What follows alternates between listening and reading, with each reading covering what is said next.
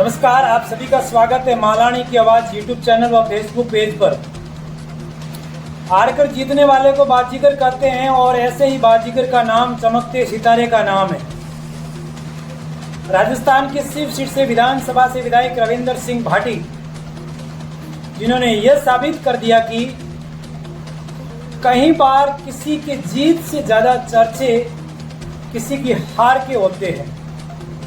रविंदर सिंह भाटी एक ऐसा नाम है जो बच्चों से लेकर बूढ़ों तक जुबान पर आज चढ़ा हुआ है।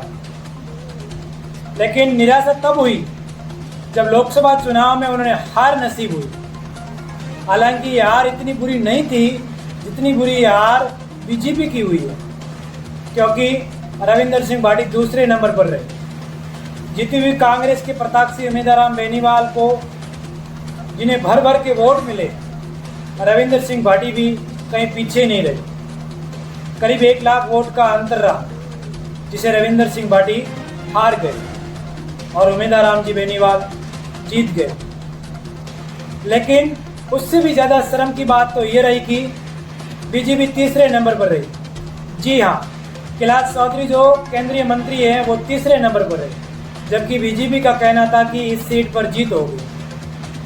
अगर रविंदर सिंह भाटी पहली बार लोकसभा का चुनाव लड़ते हैं और दूसरे नंबर पर रहते हैं तो यह नहीं कहा जाएगा कि खेल खत्म हो गया है और पिक्चर खत्म हो गई है, बल्कि यह कहा जाएगा कि पिक्चर अभी शुरू हुई है।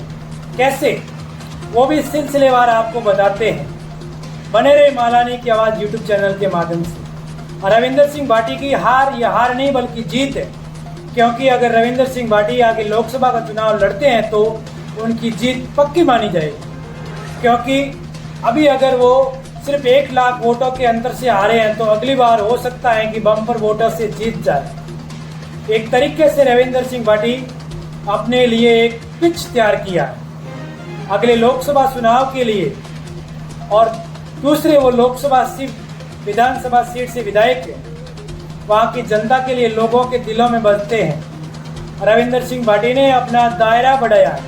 लोकसभा चुनाव के दौरान वो बाड़मेर जैसलमेर की जनता के लिए, और जब सर्वे किया गया था तो लोकसभा चुनाव से पहले वो जनता ने यह कहा था कि रविंदर सिंह भाटी का कहना था कि जनता चाहती है कि वो इस सीट से चुनाव लड़े। इस नज़रिए से उन्होंने एक बड़ा वोट बैंक अपने साथ कर लिया है। अगर पहली बार वो लोकसभा का चुनाव लड़ते हैं, और दूसरी चीज़ ये है कि रविंदर सिंह भाटी ने बहुत सारे लोगों का दिल तब जीत लिया जब उन्होंने हार का ठीकरा किसी और के ऊपर नहीं बल्कि अपने ऊपर ही फोड़ा।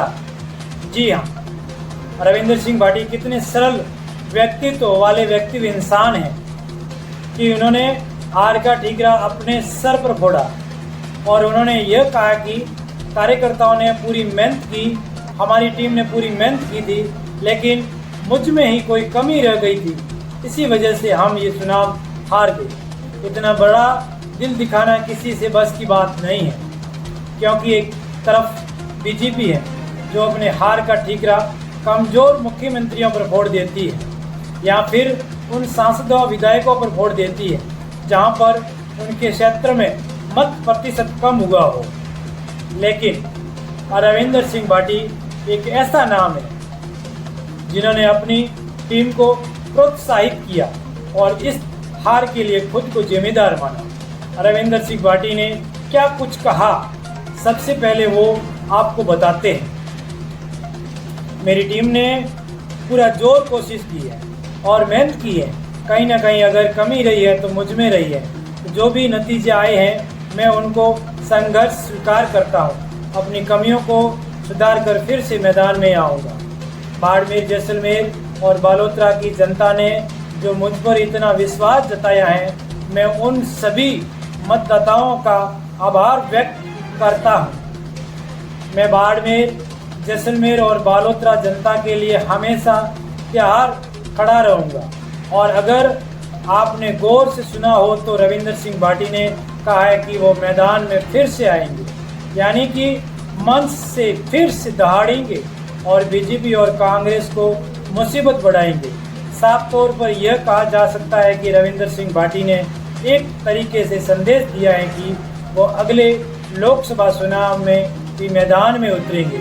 ये बात बीजेपी और कांग्रेस दोनों के लिए दुविधा भरी हो सकती है, क्योंकि जिस रविंदर सिंह भाटी ने पहली बार लोकसभा का चुनाव लड़ा और दूसरे स्थान पर रही, वही बीजेपी तीसरे स्थान पर रही, जबकि कैलाश चौधरी को रविंदर सिंह भाटी से कहीं ज़्यादा राजनीति का अनुभव है, क्योंकि ज़्यादा चुनाव का अनुभव है।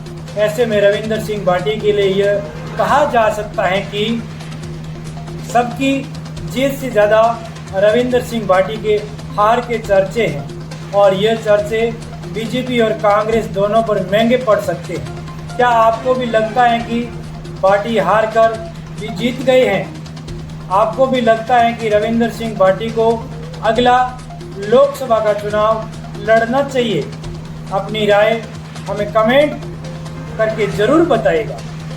नमस्कार, मिलते हैं अगले एक और वीडियो के साथ। अभी तक चैनल को सब्सक्राइब नहीं किया है तो ज़रूर करें।